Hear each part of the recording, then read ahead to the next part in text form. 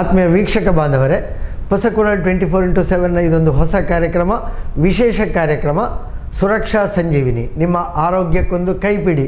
ಈ ಕಾರ್ಯಕ್ರಮವನ್ನು ಅರ್ಪಿಸ್ತಾ ಇದ್ದಾರೆ ಚೂಂತಾರು ಸರೋಜಿನಿ ಭಟ್ ಪ್ರತಿಷ್ಠಾನ ರಿಜಿಸ್ಟರ್ಡ್ ಮಂಗಳೂರು. ಇವರಿಂದ ಪ್ರತಿ ವಾರ ಈ ಕಾರ್ಯಕ್ರಮ ಹೊಸಕುರಾಲ್ 24x7 ವಾಹಿನಿಯಲ್ಲಿ ನಿಮಗಾಗಿ ಪ್ರಸಾರವಾಗ್ತಾ ಇದೆ.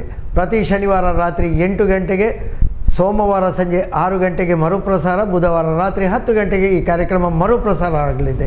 ಈ ಕಾರ್ಯಕ್ರಮದಲ್ಲಿ ಆರೋಗ್ಯದ ಬಗ್ಗೆ ಮಾಹಿತಿ, ವಿಶೇಷವಾಗಿ ದಂತ ಸುರಕ್ಷತೆಯ ಬಗ್ಗೆ ಮಾಹಿತಿಯನ್ನು ನಮ್ಮೊಂದಿಗೆ ಹಂಚಿಕೊಳ್ಳಿಕ್ಕಿದ್ದಾರೆ, ನಮ್ಮೊಂದಿಗೆ ಚರ್ಚಿಸಲಿಕ್ಕಿದ್ದಾರೆ ಖ್ಯಾತ ದಂತ ವೈದ್ಯರು, ಹೊಸಂಗಡಿ ಸುರಕ್ಷಾ ದಂತ ಕ್ಲಿನಿಕ್ನಲ್ಲಿ ಪ್ರಸಿದ್ಧರಾಗಿ ದಂತ ಶಸ್ತ್ರಚಿಕಿತ್ಸಕರಾಗಿಯೂ ಪ್ರಸಿದ್ಧರಾಗಿರುವಂತಹ, ಬರಹಗಾರರಾಗಿ ವಾಗ್ಮಿಯಾಗಿರುವಂತಹ ಡಾಕ್ಟರ್ ಮುರಳಿ ಮೋಹನ್ ಚೂಂತಾರ್ರವರು ಈ ಕಾರ್ಯಕ್ರಮವನ್ನು ನಮಗಾಗಿ ನಡೆಸಿಕೊಡ್ತಾ ಇದ್ದಾರೆ.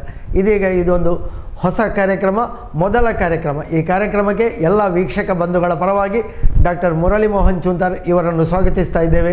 ಸ್ವಾಗತಗಳು ಡಾಕ್ಟರ್. ಡಾಕ್ಟ್ರೇ, ಒಂದು ಹೊಸ ಕಲ್ಪನೆಯಲ್ಲಿ ಈ ಕಾರ್ಯಕ್ರಮವನ್ನು ನಾವು ಆರಂಭಿಸ್ತಾ ಇದ್ದೇವೆ.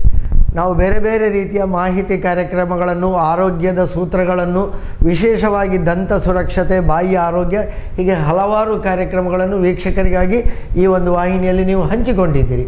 ಈ ಕಾರ್ಯಕ್ರಮ ಹೀಗೆ ಮುಂದುವರಿಬೇಕು ಎನ್ನುವಂತಹ ಅಪೇಕ್ಷೆಯಲ್ಲಿ ಪ್ರತಿ ವಾರ ಒಂದು ಹೊಸ ವಿಷಯಗಳೊಂದಿಗೆ ಆರೋಗ್ಯದ ಕೈಪಿಡಿ, ಅಂದರೆ ಸುರಕ್ಷಾ ಸಂಜೀವಿನಿ ಎನ್ನುವಂತಹ ಹೆಸರಿನಲ್ಲಿ ನಿಮ್ಮ ಆರೋಗ್ಯಕ್ಕೊಂದು ಕೈಪಿಡಿ, ಅಂದರೆ ಜನರ ಆರೋಗ್ಯಕ್ಕೊಂದು ಕೈಪಿಡಿ ಎನ್ನುವಂತಹ ಈ ಕಾರ್ಯಕ್ರಮವನ್ನು ನಾವು ಆರಂಭಿಸ್ತಾ ಇದ್ದೇವೆ.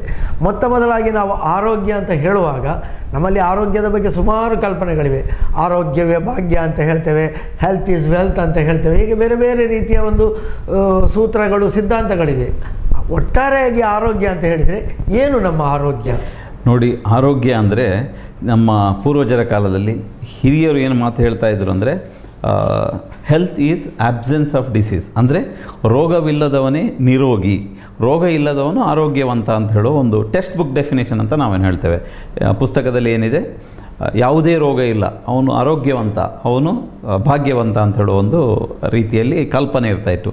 ಆದರೆ ಈಗಿನ ನಮ್ಮ ಈ ಕಾಲಘಟ್ಟದಲ್ಲಿ ನಾವು ತಿನ್ನುವ ಆಹಾರ, ನಮ್ಮ ಜೀವನ ಶೈಲಿ, ನಾವು ಬದುಕುವ ರೀತಿ ಮತ್ತು ನಮ್ಮ ಒತ್ತಡದ ಬದುಕು ಇವೆಲ್ಲ ಸೇರಿದಾಗ ಬಹುಶಃ ಇತ್ತೀಚಿನ ದಿನಗಳಲ್ಲಿ, ಈಗಿನ ದಿನಗಳಲ್ಲಿ ಒಬ್ಬ ಆರೋಗ್ಯವಂತ ಮನುಷ್ಯನನ್ನು ನಾವು ದುರ್ಬೀನು ಹಾಕಿ ಹುಡುಕಿದರೂ ಸಿಗುವುದು ಬಹಳಷ್ಟು ಕಷ್ಟ. ಯಾಕೆಂದರೆ ನಮ್ಮ ಜೀವನದ ಒತ್ತಡದ ಪರಿಸ್ಥಿತಿ, ಬದುಕುವ ರೀತಿಯಿಂದಾಗಿ ಅಂತಹ ಒಂದು ಪರಿಸ್ಥಿತಿ ನಿರ್ಮಾಣ ಆಗಿದೆ. ಸೊ ಹೀಗೆ ಬದಲಾದ ಕಾಲಘಟ್ಟದಲ್ಲಿ ಈ health is not absence of disease, ಅದನ್ನು ಈಗ ನಾವೆಲ್ಲ ವಿಜ್ಞಾನಿಗಳು, ವೈದ್ಯರುಗಳು, it is the enthusiasm to work, ಅಂದರೆ ಕೆಲಸ ಮಾಡಲು ಹುಮ್ಮಸ್ಸು ಇರುವುದೇ ಆರೋಗ್ಯವಂತ ವ್ಯಕ್ತಿಯ ಲಕ್ಷಣ ಅಂಥೇಳಿ ಪ್ರತಿಪಾದಿಸ್ತಾ ಇದ್ದಾರೆ. ಅಂದರೆ ಒಬ್ಬ ವ್ಯಕ್ತಿಗೆ ಯಾವುದೇ ರೋಗ ಇದ್ದರೂ ಸಹ ಅವನಿಗೆ ಕೆಲಸ ಮಾಡಲಿಕ್ಕೆ ಹುಮ್ಮಸ್ಸಿದ್ದರೆ ಅವನು ನಿಜವಾದ ಆರೋಗ್ಯವಂತ ಅಂಥೇಳಿ. ಸಿಂಪಲ್ ಎಕ್ಸಾಂಪಲ್ ಹೇಳ್ತೇನೆ. ಈಗಿನ ಕಾಲದಲ್ಲಿ ನಮ್ಮ ಜೀವನ ಶೈಲಿಯಿಂದಾಗಿ ಪ್ರತಿಯೊಬ್ಬ ವ್ಯಕ್ತಿಯು ಡಯಾಬಿಟಿಸ್ ಇರ್ಬೋದು, ಮಧುಮೇಹ ಅಂತ ಹೇಳ್ತೀವಿ, ಸಕ್ಕರೆ ಕಾಯಿಲೆ ಅಂತ ಹೇಳ್ತೀವಿ, ಅಥವಾ ಹೈಪರ್ ಟೆನ್ಷನ್, ಒತ್ತಡದ ಬದುಕಿನಿಂದಾಗಿ ಹೈಪರ್ ಟೆನ್ಷನ್, ಅಧಿಕ ರಕ್ತದೊತ್ತಡ ರೋಗದಿಂದ ಬಳಲ್ತಾ ಇರ್ಬೋದು, ಅಥವಾ ಇನ್ಯಾವುದೇ ಒತ್ತಡದ ರೋಗಗಳಿಂದ ಮಾನಸಿಕ ಖಿನ್ನತೆ, ಹೀಗೆ ಹಲವಾರು ರೋಗಗಳಿಂದ ನಮ್ಮ ಈಗಿನ ಜನರು ಬಳಲ್ತಾ ಇದ್ದಾರೆ. ಈ ನಿಟ್ಟಿನಲ್ಲಿ ಒಬ್ಬ ವೈದ್ಯರಿಗೆ ಪರಿಪೂರ್ಣವಾದ ಆರೋಗ್ಯವಂತ ಮಾನಸಿಕ ಆರೋಗ್ಯ, ದೈಹಿಕ ಆರೋಗ್ಯ ಇರುವಂಥ ವ್ಯಕ್ತಿ ಬಹಳ ವಿರಳ ಆಗ್ತಾ ಇದೆ. ಈ ಕಾರಣದಿಂದ ನಾವು ಹೆಲ್ತ್ ಡೆಫಿನಿಷನನ್ನು, it is not the absence of disease, it is enthusiasm to work, ಕೆಲಸ ಮಾಡಲು ಹುಮ್ಮಸ್ಸು ಇರುವವನೇ ನಿಜವಾದ ಆರೋಗ್ಯವಂತ ಅಂಥೇಳಿ ನಾವು ಬದಲಾಯಿಸ್ತೇವೆ. ನಾವು ಅಂದರೆ ಸಮಾಜ, ಒಬ್ಬ ವ್ಯಕ್ತಿ ಡಯಾಬಿಟಿಸ್ ಇದ್ದರೂ ಸಹ, ಹೈಪರ್ ಟೆನ್ಷನ್ ಇದ್ದರೂ ಸಹ ಅವನು ಬೆಳಗ್ಗೆ ಎದ್ದು ನಾನು ಕೆಲಸ ಮಾಡಬೇಕು, ನಾನಿವತ್ತು ಕೆಲಸಕ್ಕೆ ಹೋಗಬೇಕು ಅನ್ನೋಳು ಹುಮ್ಮಸ್ಸು ಇದ್ದರೆ ಅವನು ನಿಜವಾದ ಆರೋಗ್ಯವಂತ ಅಂತ ಹೇಳಿ ನಾವು ಈ ರೀತಿ ನಾವು ಅದನ್ನು ಪ್ರತಿಪಾದಿಸ್ತೇವೆ. ಯಾಕೆಂತೇಳಿದರೆ ಒಬ್ಬ ವ್ಯಕ್ತಿ ಯಾವಾಗ ಆರೋಗ್ಯವಂತ ಆಗ್ತಾನೆ ಅಂದರೆ ಅವನಿಂದ ಸಮಾಜಕ್ಕೆ ಏನಾದರೂ ಒಂದು ಪಾಸಿಟಿವ್ ಕಾಂಟ್ರಿಬ್ಯೂಷನ್, ಸಮಾಜದ ಬೆಳವಣಿಗೆಗೆ ಪಾಸಿಟಿವ್ ಕಾಂಟ್ರಿಬ್ಯೂಷನ್ ಇದ್ದರೆ ಅವನನ್ನು ಆರೋಗ್ಯವಂತ ಅಂತ ಹೇಳ್ಬೋದು. ಯಾವುದೇ ರೋಗ ಇಲ್ಲ, ಬಟ್ ಅವನು ಮನೆಯಲ್ಲೇ ಕೂತ್ಕೊಂಡು ಸೋಮಾರಿ ಥರ ಇದ್ದರೆ ಅಂಥವನಿಂದ ಒಂದು ಸುದೃಢವಾದಂಥ ಆರೋಗ್ಯವಾದಂಥ ಸಮಾಜ ನಿರ್ಮಾಣ ಆಗಲಿಕ್ಕೆ ಸಾಧ್ಯ ಇಲ್ಲ. ಈ ನಿಟ್ಟಿನಲ್ಲಿ ಆರೋಗ್ಯವಂತ ಸಮಾಜ ನಿರ್ಮಾಣ ಆಗಬೇಕಾದ್ರೆ ನಮಗೆ ಆರೋಗ್ಯವಂತವಾದ ಮನಸ್ಸು, ಆರೋಗ್ಯವಂತವಾದ ದೇಹ ಇರಬೇಕು. ಆ ಕಾರಣದಿಂದ ನಾವು ಎಂಥೂಸಿಯಾಸಮ್ ಟು ವರ್ಕ್ ಅಂತ ಒಂದು ಕಲ್ಪನೆಯನ್ನು ನಾವು ಇವತ್ತು ಹೆಲ್ತ್ಗೆ ಅನ್ನುವ ವರ್ಡಿಗೆ ಸೇರಿಸಿಕೊಂಡಿದ್ದೇವೆ. ಒಂದು ವ್ಯಾಖ್ಯಾನವೇ ಬದಲಾಗಿದೆ. ಅಂದರೆ ಕಾಲಕ್ಕೆ ಈ ವ್ಯಾಖ್ಯಾನ ಬದಲಾಗ್ತಾ ಇದೆ. ಈ ವ್ಯಾಖ್ಯಾನ ಬದಲಾಗಲಿಕ್ಕೆ ನಮ್ಮ ಜೀವನ ಶೈಲಿಯೂ ಒಂದು ಮುಖ್ಯ ಕಾರಣ ಅಂತ ಹೇಳಿಕೊಳ್ಬೋದು. ಯಾಕೆಂದರೆ ನಾವೆಲ್ಲ ನೋಡಿದ ಹಾಗೆ ನಮ್ಮ ಚಿಕ್ಕದಿರುವಾಗ ಬಾಲ್ಯದಲ್ಲಿ ಅಥವಾ ಅದಕ್ಕಿಂತಲೂ ಹಿಂದಕ್ಕೆ ಹೋದರೆ ನಮ್ಮ ಹಿರಿಯವರೆಲ್ಲ ಗದ್ದೆಯಲ್ಲಿ ಉಳುವಂತಹ, ಬೇಸಾಯ ಮಾಡುವಂತಹ, ಕೃಷಿ ಮಾಡುವಂತಹ ಇಂಥ ಅದೆಷ್ಟೋ ಕಷ್ಟದ ಶ್ರಮದ ಕೆಲಸಗಳಲ್ಲಿ ಅವರು ತೊಡಗಿಸಿಕೊಂಡಿದ್ದರು. ಆಗ ದೊಡ್ಡ ದೊಡ್ಡ ಕೆಲಸಗಳು ಅಂತ ಹೇಳಿದರೆ ಅಪರೂಪ. ಒಳ್ಳೆಯ ಕೃಷಿ ಮನೆತನದವನ್ನೇ ದೊಡ್ಡ ಒಂದು ಕೆಲಸಗಾರ. ಅಲ್ಲಿ ಕೆಲಸ ದುಡಿಯುವವರೆಲ್ಲರೂ ಒಳ್ಳೆಯ ಒಂದು ಆರೋಗ್ಯವಂತರು. ಚಪ್ಪಲಿ ಹಾಕುವಂತಹ ಒಂದು ಪದ್ಧತಿಯು ನಮ್ಮ ಗ್ರಾಮೀಣ ಪರಿಸರದಲ್ಲಿ ಇರಲಿಲ್ಲ. ಈಗ ಚಪ್ಪಲಿ ಹಾಕದೇ ಇರಲಿಕ್ಕೆ ಒಂದು ಹೊತ್ತು ನಮಗೆ ಸಾಧ್ಯ ಆಗುವುದಿಲ್ಲ. ಈ ರೀತಿಯ ಒಂದು ಕಾಲ ಪರಿಸ್ಥಿತಿ ಬದಲಾಗ್ತಾ ಇದೆ. ಅಂದರೆ ಜೀವನ ಶೈಲಿ ಬದಲಾಗ್ತಾ ಇದೆ. ಆಗಿನವರು ಅಷ್ಟು ಹೊತ್ತು ದುಡಿಮೆ ಮಾಡಿ ಅವರು ಆರೋಗ್ಯವಾಗಿರ್ತಾ ಇದ್ದರು. ಈಗಿನವರು ಕೆಲಸ ಮಾಡಿದರೂ ಆ ಆರೋಗ್ಯ ಕಾಪಾಡಿಕೊಳ್ಳಲಿಕ್ಕೆ ಕಷ್ಟಪಡಬೇಕಾಗಿದೆ. ಈ ಜೀವನ ಶೈಲಿ ಹೇಗೆ ನಮ್ಮ ಆರೋಗ್ಯಕ್ಕೆ ಈ ವ್ಯತ್ಯಾಸಕ್ಕೆ ಕಾರಣ ಆಗ್ತಾ ಬಂದಿದೆ? ನೋಡಿ, ಈ ಪರಿಶ್ರಮದ ಬದುಕು, ದುಡಿಮೆಯ ಬದುಕು ಅನ್ನೋದು ಈಗ ಬರೀ ಹಳ್ಳಿಗಳಿಗೆ ಮಾತ್ರ ಸೀಮಿತವಾಗಿದೆ. ಎಲ್ಲರಿಗೂ ಸಹ ಆರಾಮದ ಬದುಕೇ ಬೇಕು. ಯಾರೂ ಸಹ ದೈಹಿಕ ಪರಿಶ್ರಮ ಇರುವಂಥ ಕೆಲಸ ಮಾಡಲಿಕ್ಕೆ ಇಷ್ಟಪಡೋದಿಲ್ಲ. ಪ್ರತಿಯೊಬ್ಬರೂ ಸಹ AC ರೂಮ್ಗಳಲ್ಲಿ ಕೂತು ಯಾವುದೇ ದೈಹಿಕ ಪರಿಶ್ರಮ ಇಲ್ಲದಂತಹ ಕೆಲಸ ಮಾಡಲಿಕ್ಕೆ ಇಚ್ಛೆಪಡ್ತಾರೆ. ಇದು ಏನಾಗ್ತದೆ, ಸೆಡೆಂಟ್ರಿ ಲೈಫ್ ಸ್ಟೈಲ್ ಅಂತ ಹೇಳ್ತೇವೆ ನಾವು. ಅಂದರೆ ದೇಹಕ್ಕೆ ಯಾವುದೇ ರೀತಿಯ ದೈಹಿಕವಾದ ವ್ಯಾಯಾಮವಿಲ್ಲದಂತಹ ಜೀವನ ಶೈಲಿ. ಕೆಲಸ ಮಾಡುವ ಸಮಯದಲ್ಲಿ ಇರ್ಬೋದು, ನಾವು ಮತ್ತಷ್ಟು ದಿನೇ ದಿನೇ ನಾವು ಸೋಮಾರಿಗಳಾಗ್ತಾ ಇದ್ದೇವೆ. ನಮ್ಮ ದೇಹಕ್ಕೆ ಒಂದು ರೀತಿಯಾದಂಥ ಒಂದು ಪರಿಶ್ರಮ ಬೇಕು. ಹಾಗೆ ಮಾಡಿದರೆ ಮಾತ್ರ ನಾವು ತಿಂದ ಆಹಾರ ಏನಿದೆ, ಕ್ಯಾಲೋರಿ ಏನಿದೆ, ಒಬ್ಬ ವ್ಯಕ್ತಿಗೆ ದಿನಕ್ಕೆ ಸಾಧಾರಣ 2500 ಕ್ಯಾಲೋರಿ ನಮಗೆ ಬೇಕಾಗತ್ತೆ, ಶಕ್ತಿ ನಮ್ಮ ದೈನಂದಿನ ಚಟುವಟಿಕೆಗಳಿಗೆ. ಈ ನಾವು ಯುಟಿಲೈಸ್ ಮಾಡಿಕೊಂಡಂಥ ಸೇವಿಸಿದ ಆಹಾರದಿಂದಂಥ ಬಂದ ಶಕ್ತಿ ನಾವು ಕರಗಿಸಬೇಕು. ಇದು 24 ಗಂಟೆ ನಾವು AC ರೂಮ್ಗಳಲ್ಲಿ ಕೂತು ನಾವು ಯಾವುದೇ ರೀತಿಯ ದೈಹಿಕ ಪರಿಶ್ರಮ ಮಾಡಿಲ್ಲ ಅಂದರೆ ನಮ್ಮ ದೇಹದಲ್ಲಿ ಸ್ವಾಭಾವಿಕವಾಗಿ ಈ ಶಕ್ತಿ ಕೊಬ್ಬಿನ ರೂಪದಲ್ಲಿ ಶೇಖರಣೆ ಆಗ್ತಾಯಿದೆ. ಈ ಪರಿಶ್ರಮದ ಬದುಕು ಏನಿದ್ರೂ ಬರೀ ಹಳ್ಳಿಗಳಿಗೆ, ಗ್ರಾಮೀಣ ಪ್ರದೇಶಗಳಿಗೆ, ರೈತಾಪಿ ಜನರಿಗೆ ಸೀಮಿತವಾಗಿದೆ. ಈ ಕಾರಣದಿಂದ ಏನಾಗ್ತಾ ಇದೆ ಅಂದರೆ ನಮ್ಮ ಪೇಟೆಗಳಲ್ಲಿ ಬದುಕುವ ಜನರಿಗೆ ದಿನೇ ದಿನೇ ವಯಸ್ಸು ಕಡಿಮೆ ಆಗ್ತಾ ಇದೆ. ಗ್ರಾಮೀಣ ಪ್ರದೇಶಗಳಲ್ಲಿ ಬದುಕುವವರು ಹೆಚ್ಚು ಆರೋಗ್ಯವಂತರಾಗ್ತಾ ಇದ್ದಾರೆ. ಇದರ ಜೊತೆಗೆ ಇಂಡಸ್ಟ್ರಿಯಲೈಸೇಷನ್ ಇರ್ಬೋದು, ಕಮರ್ಷಿಯಲೈಸೇಷನ್ ಇರ್ಬೋದು, ವ್ಯಾಪಾರೀಕರಣ ಇರ್ಬೋದು, ಕೈಗಾರಿಕೀಕರಣ, ಮತ್ತು ನಾವು ಬಳಸುವ ಉಸಿರಾಡುವ ಗಾಳಿ, ಬಳಸುವ ನಮ್ಮ ಆಹಾರ ಪದ್ಧತಿಗಳು, ಆಹಾರ ಇರ್ಬೋದು, ಕುಡಿಯುವ ನೀರು ಎಲ್ಲವೂ ಕಲುಷಿತವಾಗಿರುವ ಕಾರಣದಿಂದ ನಮಗೆ ಎಲ್ಲವೂ ಸಹ ಯಾವುದೂ ಶುದ್ಧವಾದಂಥ ಪರಿಸರ ಇಲ್ಲ. ನೀರು, ಗಾಳಿ, ಬೆಳಕು ಏನೂ ಸಿಗದೆ ಈ ಪೇಟೆಯಲ್ಲಿ ಬದುಕುವವರಿಗೆ ಉಸಿರಾಡಲಿಕ್ಕೂ ಕಷ್ಟವಾಗುವಂಥ ಪರಿಸ್ಥಿತಿ ಬಂದೊದಗಿದೆ. ಗ್ರಾಮೀಣ ಪ್ರದೇಶಗಳಲ್ಲಿ ಏನಾಗಿದೆ ಅಂದರೆ ಸುತ್ತ ಒಳ್ಳೆಯ ಗಾಳಿ, ಬೆಳಕು ಇದೆ, ಶುದ್ಧವಾದ ನೀರು ಇದೆ, ಪರಿಶ್ರಮದ ಬದುಕು. ಅಂಥವರಿಗೆ ಆದಷ್ಟು ಕಡಿಮೆ ರೋಗಗಳು ಬರ್ತದೆ. ದೈಹಿಕ ಪರಿಶ್ರಮ ಇರುವಾಗ ಖಂಡಿತವಾಗಿ ಸಹ ಈ ಕೂತುಣ್ಣುವವನಿಗೆ ಬರುವಂಥ ರೋಗಗಳೇನಿದೆ, ಇದು ಈಗ ಲೈಫ್ ಸ್ಟೈಲ್ ಡಿಸಾರ್ಡರ್ಸ್ ಅಂತ ನಾವು ಹೇಳ್ತೇವೆ. ಈಗ ಡಯಾಬಿಟಿಸ್ ಇರ್ಬೋದು, ಹೈಪರ್ ಟೆನ್ಷನ್ ಇರ್ಬೋದು, ಇದೆಲ್ಲ ಬರುವಂಥದ್ದು ಇದು ಶ್ರೀಮಂತರಿಗೆ ಬರುವ ಕಾಯಿಲೆ ಅಂತೇಳಿ. ಈಗ ನಾವು ಅದನ್ನು ವಿ ಡೋಂಟ್ ಕನ್ಸಿಡರ್ ಈ ರೋಗಗಳನ್ನು ಈ ಡಯಾಬಿಟಿಸ್, ಮಧುಮೇಹ ಮತ್ತು ಹೈಪರ್ ಟೆನ್ಷನನ್ನು ನಾವು ರೋಗ ಅಂತ ಕನ್ಸಿಡರ್ ಮಾಡೋದೇ ಇಲ್ಲ. ಇತ್ತೀಚಿನ ವರ್ಲ್ಡ್ ಹೆಲ್ತ್ ಆರ್ಗನೈಸೇಷನ್ WHO ಅದರ ಸ್ಟ್ಯಾಟಿಸ್ಟಿಕ್ಸ್ ಪ್ರಕಾರ ನಮ್ಮ ಭಾರತದಲ್ಲೇ ತಗೊಂಡ್ರೆ ಬೆಂಗಳೂರಿನಲ್ಲಿ ಪ್ರತಿ 5ನೇ ಒಬ್ಬ ಮನುಷ್ಯನಿಗೆ ಡಯಾಬಿಟಿಸ್ ಇದೆ, ಪ್ರತಿ 6ನೇ ಮನುಷ್ಯನಿಗೆ ಹೈಪರ್ ಟೆನ್ಷನ್ ಇದೆ.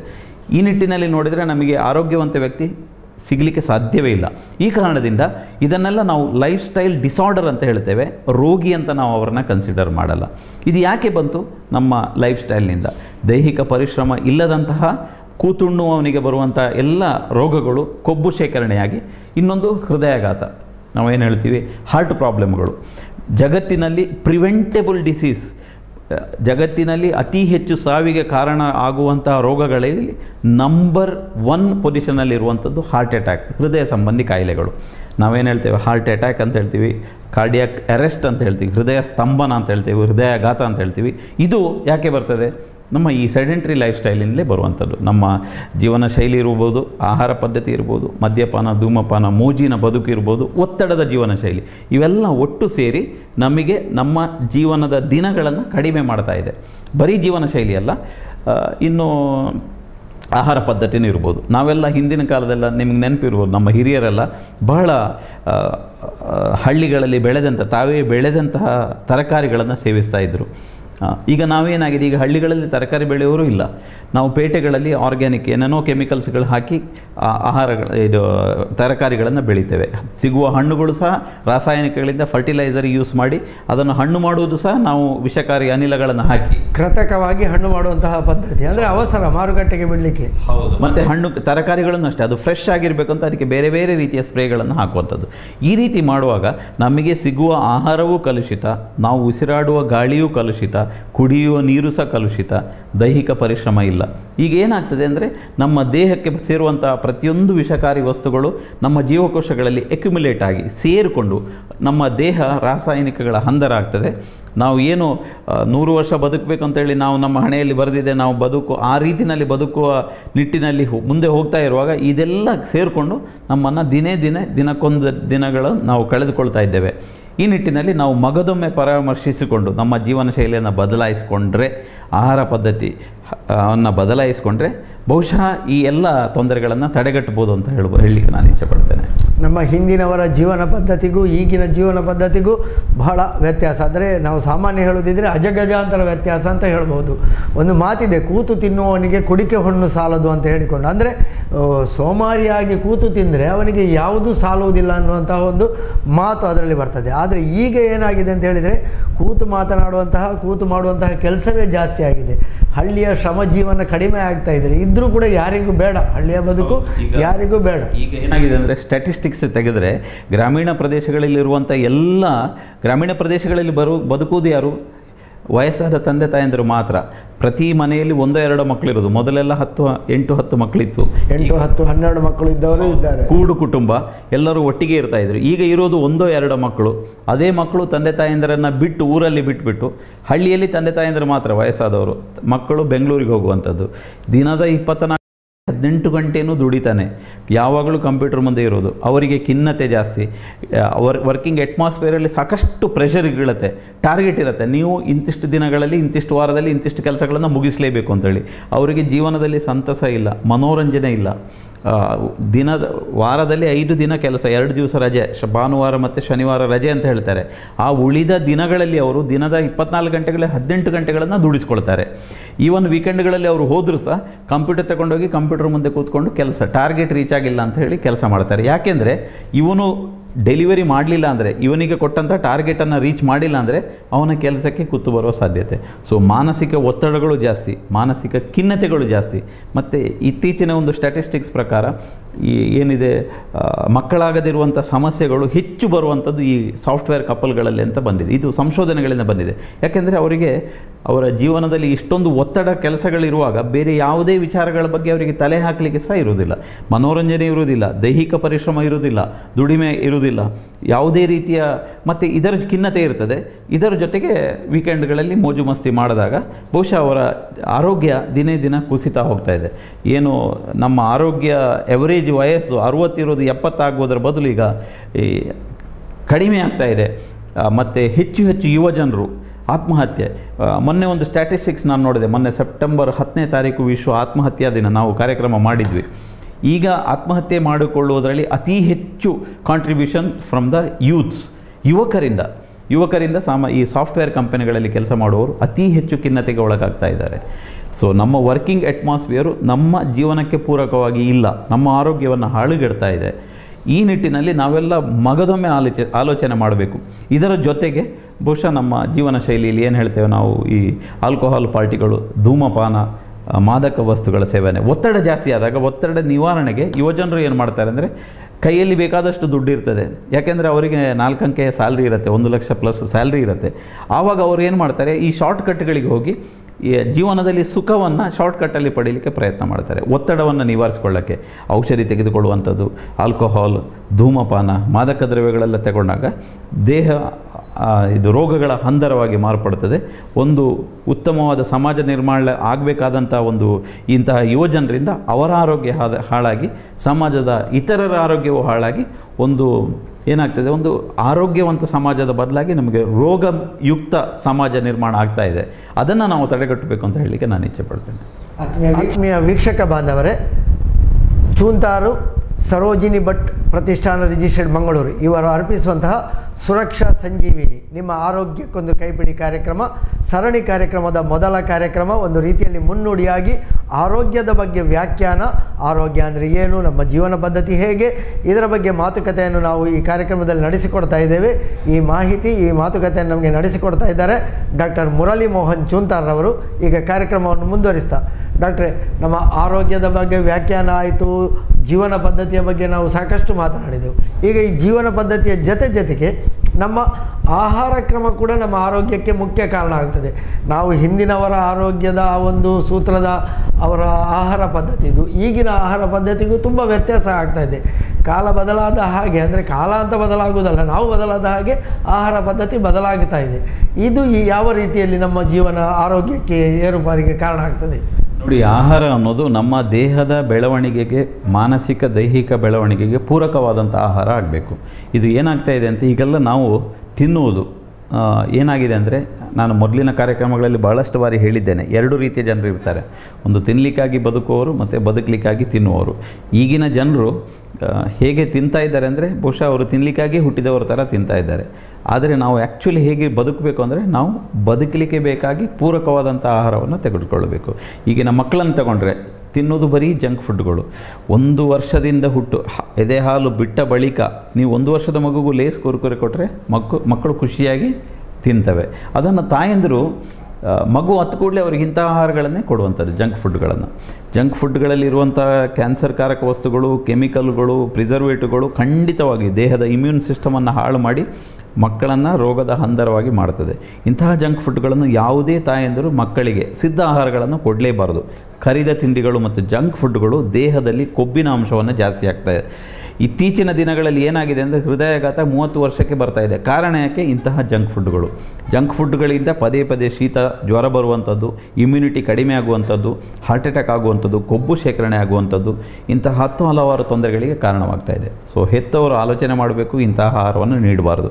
ಮತ್ತು ನಮ್ಮ ಯೂತ್ಗಳು, ಯಂಗರ್ ಜನ್ರೇಷನ್ ಯೂತ್ಗಳು, ಅವರು ಕೆಲಸ ಮಾಡುವಾಗ ಹೇಳಿದೆ 24 ಗಂಟೆಯಲ್ಲಿ 18 ಗಂಟೆನೂ ಕೆಲಸನೇ. ಅವರು ಹೊರಗಡೆ ದೈಹಿಕ ವ್ಯಾಯಾಮ ಇಲ್ಲ, ಊಟಕ್ಕೆ ಅವರು ಹೊರಗಡೆ ಹೋಗುವ ಪ್ರಶ್ನೆನೇ ಇಲ್ಲ. ನಾವೆಲ್ಲ ಊಟಕ್ಕೆ 5-5 ಕಿಲೋಮೀಟ್ರ್ ನಡ್ಕೊಂಡು ಹೋಗಿ ಊಟ ಮಾಡ್ತಾಯಿದ್ವಿ.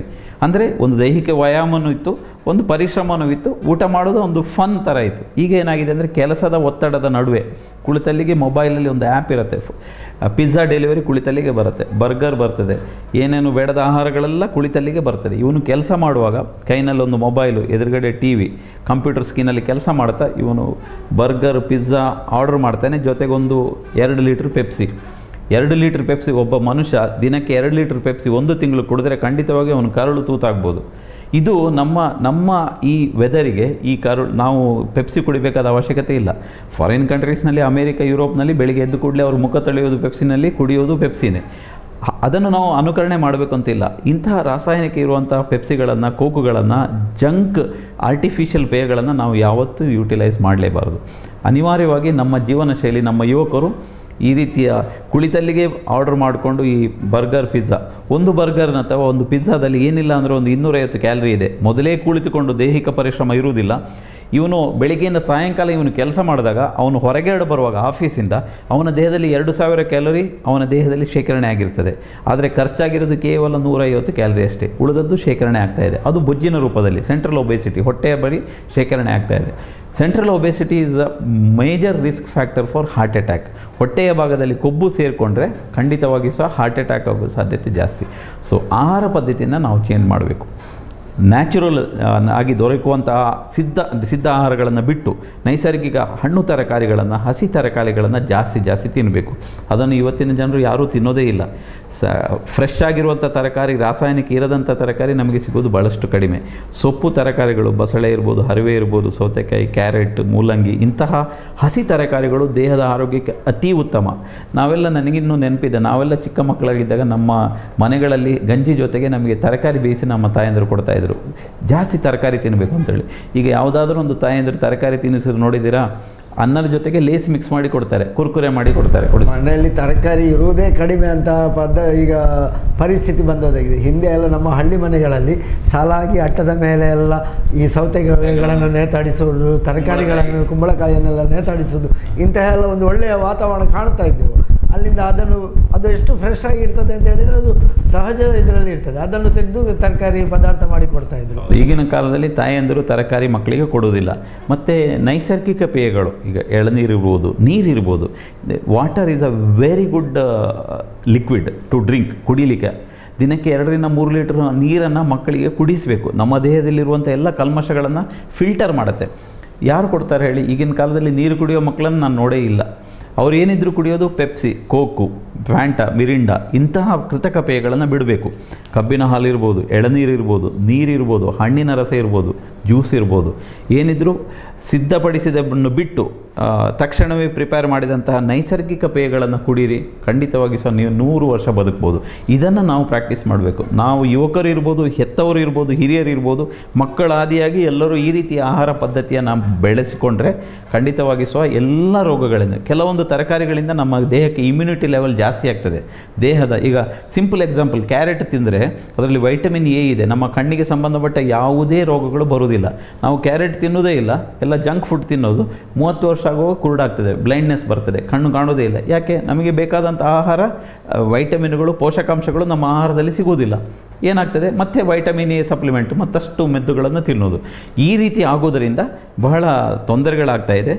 30-40ರಲ್ಲಿ ಹೃದಯಾಘಾತ ಆಗ್ತಾ ಇದೆ, ಕಣ್ಣಿನ ತೊಂದರೆಗಳು, ಇಮ್ಯುನಿಟಿ, ಪದೇ ಪದೇ ಜ್ವರ ಬರುವಂಥದ್ದು, ಕ್ಯಾನ್ಸರ್ ಬರುವಂಥದ್ದು, ಇಂಥ ಎಲ್ಲ ರೋಗಗಳು 70-80ರಲ್ಲಿ ಬರಬೇಕಾದ್ದು 30-40ರಲ್ಲಿ ಬರ್ತಾ ಇದೆ. ಈ ನಿಟ್ಟಿನಲ್ಲಿ ನಾವೆಲ್ಲ ಆಲೋಚಿಸಬೇಕು. ನಾವು ಒಂದು ಮಾತಿದೆ, ಹಿರಿಯರು ಹೇಳ್ತಾರೆ, ನಾವು ತಿನ್ನುವಾಗ ನಾವು ನಾಳೆ 100 ವರ್ಷ ಬದುಕಬೇಕು ಅನ್ನೋ ರೀತಿಯಲ್ಲಿ ನಾವು ತಿನ್ನಬೇಕು.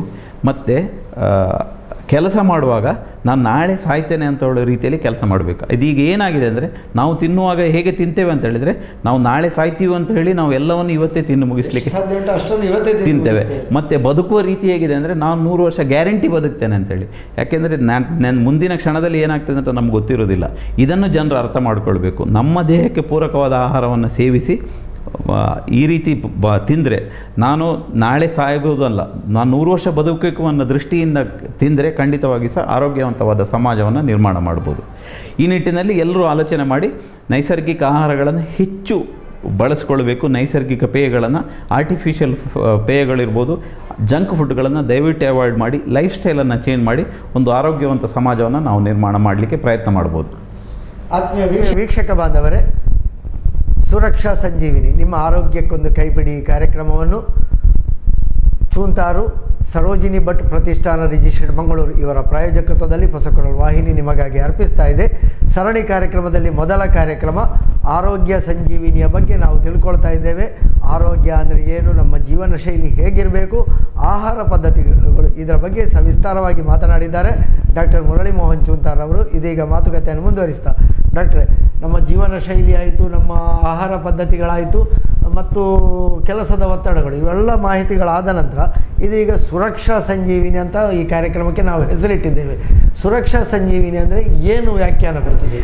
ನೋಡಿ, ನಮ್ಮ ದೇಹದ ರಕ್ಷಣೆಯನ್ನು ಮಾಡಲಿಕ್ಕೆ, ಸುರಕ್ಷಿತವಾಗಿ ಇಟ್ಕೊಳ್ಳೋಕ್ಕೆ ನಾವು ತಿನ್ನುವ ಆಹಾರ, ನಾವು ಮಾಡುವ ಎಲ್ಲ ಕೆಲಸಗಳು ಸಂಜೀವಿನಿ ಆಗಬೇಕು ಅಂತ ಉದ್ದೇಶದಿಂದ ನಾವು ಸುರಕ್ಷಾ ಸಂಜೀವಿನಿ ಅಂತ ಹೇಳುವ ಒಂದು ಅಂತ ಶಿರೋನಾಮೆಯನ್ನು ಈ ಕಾರ್ಯಕ್ರಮಕ್ಕೆ ನೀಡಿದ್ದೇವೆ. ಸಂಜೀವಿನಿ ಅಂತ ನಿಮಗೆಲ್ಲ ಗೊತ್ತಿರ್ಬೋದು. ಹಿಂದೊಂದು ಕಾಲದಲ್ಲಿ, ರಾಮಾಯಣದ ಕಾಲದಲ್ಲಿ, ಇಂದ್ರಜಿತ್ತುವಿನ ನಾಗಾಸ್ತ್ರಕ್ಕೆ ಬಹುಶಃ ನಮ್ಮ ಲಕ್ಷ್ಮಣನ ಜೀವಕ್ಕೆ ಕುಂದು ಬಂದಾಗ, ಚ್ಯುತಿ ಬಂದಾಗ, ರಾಮನ ಆದೇಶದ ಮೇರೆಗೆ ಬಹುಶಃ ವಿಭೀಷಣ ಹೇಳಿದ್ದು ಸಂಜೀವಿನಿ ಅಂತ ಹೇಳೋ ಒಂದು ಔಷಧಿ ತಂದರೆ ಅವನನ್ನು ಉಳಿಸ್ಬೋದು ಅಂತ ಹೇಳಿದಾಗ ಹನುಮಂತ ಹೋಗಿ ಆ ಬೆಟ್ಟವನ್ನೇ ತಂದದ್ದು, ಅದರಿಂದ ಸಂಜೀವಿನಿ ಅಂತ ಹೇಳೋ ಒಂದು ಗಿಡಮೂಲಿಕೆಯನ್ನು ಅದರ ಮದ್ದನ್ನು ನೀಡಿ ಲಕ್ಷ್ಮಣನನ್ನು ಬದುಕಿಸಿದ್ದು ಅಂತೇಳಿ ಅಂತ ನಮ್ಮ ಪುರಾಣಗಳಲ್ಲಿ, ಮಹಾಭಾರತದಲ್ಲಿ, ರಾಮಾಯಣದಲ್ಲಿ ಬರುವಂಥ ಕತೆ. ಇವತ್ತು ನಮಗೆ ಸಂಜೀವಿನಿ ಏನಾಗಬೇಕು ಅಂದರೆ, ನಾವು ತಿನ್ನುವ ಆಹಾರಗಳು ನಮಗೆ ಸಂಜೀವಿನಿ ಆಗಬೇಕಾಗಿದೆ. ಯಾಕೆಂದರೆ ನಮಗೆ ಗೊತ್ತಿದೆ ಯಾವುದು ಕೆಟ್ಟದ್ದು, ಯಾವುದು ಒಳ್ಳೆಯದು ಅಂತೇಳಿ, ಯಾವುದು ಸಂಜೀವಿನಿ ಅಂತ ನಮ್ಗೆ ಗೊತ್ತಿದೆ. ನಾವು ಅನ್ಫಾರ್ಚುನೇಟ್ಲಿ ನಾವೇನು ಮಾಡ್ತಾಯಿದ್ದೇವೆ ಅಂತೇಳಿ, ನಾವು ಸಂಜೀವಿನಿಯನ್ನು ತೆಗೆದುಕೊಳ್ಳದೆ ಬಹುಶಃ ತೊಂದರೆ ನೀಡುವಂಥ ಎಲ್ಲ ಬೇಡದೆಲ್ಲ ಆಹಾರ ಪದಾರ್ಥಗಳನ್ನು ನಾವು ಅಡಾಪ್ಟ್ ಮಾಡ್ಕೊಳ್ತಾ ಇದ್ದೀವಿ ನಮ್ಮ ಲೈಫ್ ಸ್ಟೈಲಿಗೆ. ನಮ್ಮ ಈ ಕಾರ್ಯಕ್ರಮದ ಉದ್ದೇಶ ಏನು ಅಂದರೆ, ನಾವು ಜನರಲ್ಲಿ ಜಾಗೃತಿ ಮೂಡಿಸಬೇಕು. ವೈದ್ಯರಾಗಿ ನಮಗೊಂದು ಸಾಮಾಜಿಕವಾದ ಹೊಣೆಗಾರಿಕೆ ಇದೆ. ರೋಗವನ್ನು ತಡೆಗಟ್ಟುವುದು ಮೂಲ ಜವಾಬ್ದಾರಿಯಾಗಿರಬೇಕು, ರೋಗವನ್ನು ಚಿಕಿತ್ಸೆ ಮಾಡುವುದಕ್ಕಿಂತ. ನಮಗೆಲ್ಲ ಗೊತ್ತಿದೆ, prevention is better then cure. ರೋಗ ಬಂದ ಮೇಲೆ ಅಯ್ಯೋ ಇನ್ನೇನಪ್ಪ ಮಾಡೋದು ಅನ್ನೋದಕ್ಕಿಂತ ರೋಗ ಬರದಂತೆ ತಡೆಗಟ್ಟುವಂತಹ ಪ್ರಕ್ರಿಯೆಗೆ ಹೆಚ್ಚು ಒತ್ತು ಕೊಡಬೇಕು. ಈ ನಿಟ್ಟಿನಲ್ಲಿ ಜನರಲ್ಲಿ ಆರೋಗ್ಯದ ಬಗ್ಗೆ ಮಾಹಿತಿ ನೀಡಿ ಜಾಗೃತಿ ಮೂಡಿಸುವಂಥ ಕೆಲಸ ನಮ್ಮಂಥ ವೈದ್ಯರಿಂದ ನಡಿಬೇಕು. ಆ ಕಾರಣದಿಂದ ಯಾವುದು ನಮಗೆ ಸಂಜೀವಿನಿ ಆಗ್ತದೆ, ಯಾವುದು ವಿಷಕಾರಿ ಆಗ್ತದೆ ಎನ್ನುವುದನ್ನು ತಿಳಿ ಹೇಳುವ ಪ್ರಯತ್ನವನ್ನು ನಾವು ಪ್ರಾಮಾಣಿಕವಾಗಿ ಈ ಹೊಸಕುರಲ್ ಚಾನೆಲ್ ಮುಖಾಂತರ ಮಾಡ್ತಾ ಇದ್ದೇವೆ. ಸೊ ಮುಂಬರುವ ಕಾರ್ಯಕ್ರಮಗಳಲ್ಲಿ ನಮಗೆ ಏನೇನು ಮಾಡಿದರೆ ನಿಮ್ಮ ಆರೋಗ್ಯಕ್ಕೆ ಒಳ್ಳೆಯದು, ಏನು ಮಾಡಿದರೆ ನಿಮ್ಮ ಆರೋಗ್ಯಕ್ಕೆ ಕೆಟ್ಟದಾಗುತ್ತದೆ ಅನ್ನುವ ಮಾಹಿತಿಯನ್ನು ನಾವು ಪ್ರತಿ ವಾರ ನೀಡಲಿಕ್ಕಿದ್ದೇವೆ. ನಿಮ್ಮ ಆಯ್ಕೆ ನಿಮ್ಮದು. 100 ವರ್ಷಗಳ ಕಾಲ ಆರೋಗ್ಯವಂತವಾಗಿ ಬದುಕಿ ಒಂದು ಸುಂದರ ಸಮೃದ್ಧವಾದಂತಹ ಸಮಾಜ ನಿರ್ಮಾಣ ಮಾಡಬೇಕಾದರೆ ನಾವು ಏನು ಹೇಳ್ತೇವೆ, ನಿಮಗೇನು ಸಂಜೀವಿನಿಗಳು ಸಮಾಜದಲ್ಲಿ ಇದೆ ಅದನ್ನು ತಾವು ದಯವಿಟ್ಟು ಇದನ್ನು ನಿಮ್ಮ ಜೀವನದಲ್ಲಿ ಅಳವಡಿಸಿಕೊಂಡ್ರೆ ಬಹುಶಃ ನಮ್ಮ ಈ ಸುರಕ್ಷಾ ಸಂಜೀವಿನಿ ಕಾರ್ಯಕ್ರಮ ಹೆಚ್ಚು ಅರ್ಥಪೂರ್ಣವಾಗ್ಬೋದು. ಬಹುಶಃ ಎಲ್ಲ ವೀಕ್ಷಕರು ನಮ್ಮ ಈ ಮಾಹಿತಿ ಕಾರ್ಯಕ್ರಮವನ್ನು ತಪ್ಪದೇ ವೀಕ್ಷಿಸಿ ನಿಮ್ಮ ಜೀವನದಲ್ಲಿ ಅಳವಡಿಸಿಕೊಳ್ಳಿ ಅಂತ ಹೇಳಲಿಕ್ಕೆ ನಾನು ಈ ಎಲ್ಲ ವೀಕ್ಷಕ ಬಾಂಧವರಲ್ಲಿ ಕೇಳ್ಕೊಳ್ತೇನೆ. ಸಂಜೀವಿನಿ ಅಂತ ಹೇಳುವಾಗ ಇನ್ನೊಂದು ನೆನಪಾಗ್ತದೆ. ಶುಕ್ರಾಚಾರ್ಯರು ಮೃತ ಸಂಜೀವಿನಿ ಎನ್ನುವಂತಹ ಒಂದು ವಿದ್ಯೆಯನ್ನು ಕಲ್ತಿದ್ರು. ಸಾಕ್ಷಾತ್ ದೇವತೆಗಳು ಅಂದರೆ ದೇವೇಂದ್ರನೇ ತನ್ನ ಮಗನಾದಂತಹ ಕಚನನ್ನು ಶುಕ್ರಾಚಾರ್ಯರ ಬಳುವಿಗೆ ಕಳುಹಿಸಿ ಈ ವಿದ್ಯೆಯನ್ನು ದೇವತೆಗಳಿಗೂ ಉಪಯೋಗ ಬರಬೇಕು ಎನ್ನುವಂತಹ ಒಂದು ಕಥೆಯೂ ಇದೆ. ಆ ಕಥೆಯ ಪ್ರಸಂಗವೇ ಬೇರೆ. ಆದರೂ ಸಂಜೀವಿನಿ ಅಂತ ಹೇಳಿದರೆ ನಮ್ಮ ಮೂಲ ಅರ್ಥದಲ್ಲಿ ಒಂದು ರೀತಿಯಲ್ಲಿ ನಮಗೆ ಜೀವನಕ್ಕೆ ಉದ್ದೀಪನ ಕೊಡುವಂತಹದ್ದು, ನಮ್ಮ ಜೀವನವನ್ನು ಬದುಕಿಸುವಂತಹದ್ದು, ಚೇತನ ಕೊಡುವಂತಹದ್ದು ಎನ್ನುವಂತಹ ಅರ್ಥ ಬರ್ತದೆ. ನಮ್ಮ ಜೀವನ ಪದ್ಧತಿ ಹೇಗಿದೆ ಅಂತ ಹೇಳಿಕೊಂಡು ಪ್ರತಿಯೊಬ್ಬರಿಗೂ ನಮಗೆ ಗೊತ್ತಿದೆ. ನಾವು ವಿಮರ್ಶೆ ಮಾಡಿಕೊಳ್ಬಹುದು. ಹಿಂದಿನವರ ಹಾಗೆ ನಮಗೆ ದುಡಿಲಿಕ್ಕೆ ಆಗದಿದ್ದರೂ ನಾವು ದುಡಿಯುವ ಶೈಲಿ ಹೇಗೆ, ನಮ್ಮ ಜೀವನ ಕ್ರಮ ಹೇಗಿದೆ, ಇದನ್ನು ತಿಳ್ಕೊಂಡು ನಮ್ಮ ಜೀವನ ಪದ್ಧತಿಗೆ ಸರಿಯಾದ ರೀತಿಯಲ್ಲಿ ಆಹಾರ ಕ್ರಮವನ್ನು, ಜೀವನ ಪದ್ಧತಿಯನ್ನು, ಅದಕ್ಕೆ ಬೇಕಿದ್ದಂತಹ ವ್ಯಾಯಾಮಗಳನ್ನು ಅಳವಡಿಸಿಕೊಂಡ್ರೆ ಖಂಡಿತವಾಗಿಯೂ ರೋಗ ಬರುವುದಕ್ಕಿಂತಲೂ ರೋಗ ಬರುವ ಮುನ್ನ ಅದನ್ನು ಮುಂಜಾಗ್ರತೆಯಿಂದ ತಡೆಗಟ್ಟುವುದು ಸೂಕ್ತ ಎನ್ನುವಂತಹ ಮಾತುಗಳನ್ನು ಡಾಕ್ಟರ್ ಮುರಳಿ ಮೋಹನ್ ಚೂಂತಾರ್ರವರು ಹೇಳಿದ್ದಾರೆ. ಈ ಒಂದು ಕಾರ್ಯಕ್ರಮದ ಮೂಲಕವಾಗಿ ಪ್ರತಿ ವಾರ ನಾವು ನಿಮಗೊಂದು ಹೊಸ ಹೊಸ ವಿಷಯಗಳ ಮೂಲಕವಾಗಿ ಆರೋಗ್ಯದ ಕೈಪಿಡಿಯನ್ನು ಸುರಕ್ಷಾ ಸಂಜೀವಿನಿಯಲ್ಲಿ ಕೊಡ್ತಾ ಇದ್ದೇವೆ. ಆ ಮಾಹಿತಿಯನ್ನು ಡಾಕ್ಟರ್ ಮುರಳಿ ಮೋಹನ್ ಚೂಂತಾರ್ರವರು ನಿಮಗಾಗಿ ಹಂಚಿಕೊಳ್ತಾ ಇದ್ದಾರೆ. ನಿಮ್ಮ ಯಾವುದೇ ಆರೋಗ್ಯ ಸಮಸ್ಯೆಗಳಿದ್ದರೆ ಅದನ್ನು ನಮ್ಮ ವಿಳಾಸಕ್ಕೆ ಬರೆದು ತಿಳಿಸಿದರೆ ಆ ಸಮಸ್ಯೆಯ ಬಗ್ಗೆ ಮುಂದಿನ ಸಂಚಿಕೆಯಲ್ಲಿ ಅದಕ್ಕೆ ಉತ್ತರ ಕೊಡುವ ಪ್ರಯತ್ನವನ್ನು ನಾವು ಖಂಡಿತ ಮಾಡಲಿಕ್ಕಿದ್ದೇವೆ. ಡಾಕ್ಟರ್ ಮುರಳಿ ಮೋಹನ್ ಚೂಂತಾರ್ರವರು ಅದಕ್ಕೆ ನಿಮ್ಮ ಪ್ರಶ್ನೆಗಳಿಗೆ ಉತ್ತರಿಸಲಿಕ್ಕೂ ಇದ್ದಾರೆ. ಈ ನಿಮ್ಮ ಸುರಕ್ಷಾ ಸಂಜೀವಿನಿ ಕಾರ್ಯಕ್ರಮ ಯಶಸ್ವಿಯಾಗುವಂತೆ ನೀವೆಲ್ಲರೂ ನೋಡಿಕೊಳ್ಬೇಕು. ಸುರಕ್ಷಾ ಸಂಜೀವಿನಿ ಕಾರ್ಯಕ್ರಮ ಈಗಾಗಲೇ ಡಾಕ್ಟರ್ ಹೇಳಿದ ಹಾಗೆ ಇದು ಆರೋಗ್ಯಕ್ಕೊಂದು ಕೈಪಿಡಿ. ಕೇವಲ ಮಾಹಿತಿ ಕಾರ್ಯಕ್ರಮ ಅಂತ ಹೇಳಿಕೊಳ್ಳೆ ಅದನ್ನು ಕೇವಲ ನೋಡುವುದು ಬಿಡುವುದಲ್ಲ. ಆ ನೋಡಿದ್ದನ್ನು ನಮ್ಮ ಜೀವನ ಪದ್ಧತಿಗೆ ಅಳವಡಿಸಿಕೊಳ್ಳುವಂತಹ ಒಂದು ಪ್ರಯತ್ನ ಮಾಡೋಣ. ನಮ್ಮ ಆರೋಗ್ಯವನ್ನು ನಮ್ಮ ಕೈಯಲ್ಲಿ, ನಮ್ಮ ಅಂಗೈಯಲ್ಲಿ ಇಟ್ಟುಕೊಳ್ಳುವಂತಹ ಒಂದು ಪ್ರಯತ್ನ ಮಾಡೋಣ. ಇದೀಗ ಈ ಸುರಕ್ಷಾ ಸಂಜೀವಿನಿಯ ಈ ಕಾರ್ಯಕ್ರಮವನ್ನು ಮುಗಿಸುವ ಮುನ್ನ ಒಂದು ಕೊನೆಯ ಸಂದೇಶ ಡಾಕ್ಟರ್ ಅವರಿಂದ.